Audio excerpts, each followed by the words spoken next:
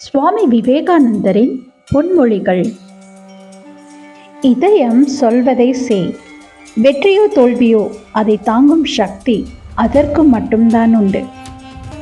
கீழ்ப்படிய கற்றுக்கொள். கட்டளையிடும் பதவி தானாக உன்னை வந்தடையும். பொய் சொல்லி தப்பிக்காதே, உண்மையை சொல்லி மாட்டிக்கொள். பொய் வாழ விடாது, உண்மை சாக விடாது. நீ பட்ட துன்பத்தை விட அதில் நீ பெற்ற அனுபவமே சிறந்தது. எந்த குடும்பத்தில் பெண்மை கொண்டாடப்படவில்லையோ அந்த வீடும் பாழ், அந்த நாடும் பாழ். வெற்றிகளை சந்தித்தவன் இதயம் பூவை போல் மென்மையானது. தோல்வி மட்டுமே சந்தித்தவனின் இதயம் இரும்பை விட வலிமையானது. பிறரது பாராட்டுக்கும் பழிக்கும் செவிசாய்த்தால் மகத்தான காரியம் எதையும் செய்ய முடியாது. சுயநலமின்மை, சுயநலம் என்பவற்றை தவிர கடவுளுக்கும் சாத்தானுக்கும் எவ்வித வேறுபாடும் இல்லை.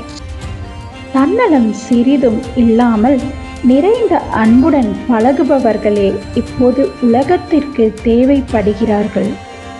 நமது சமுதாயம் இப்போது இருக்கும் தாழ்ந்த நிலைமைக்கு மதம் காரணமல்ல.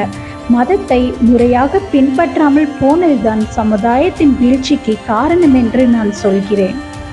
பொறாமையை விளக்குங்கள். இதுவரையிலும் நீங்கள் செய்யாத மகத்தான காரியங்களை எல்லாம் செய்து முடிப்பீர்கள்.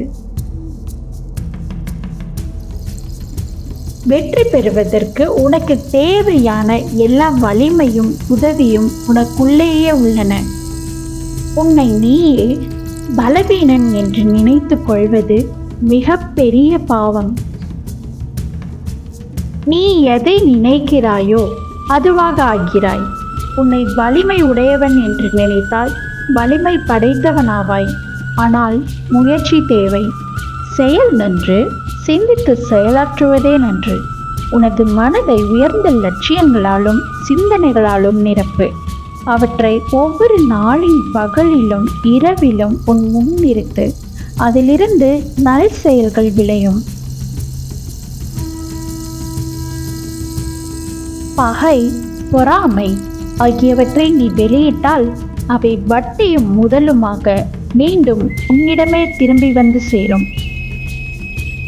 அடிமைகளின் குணமாகிய பொறாமையை முதலில் அழித்துவிடு. லட்சியத்தை அடைய 1000 தடவை முயலுங்கள்.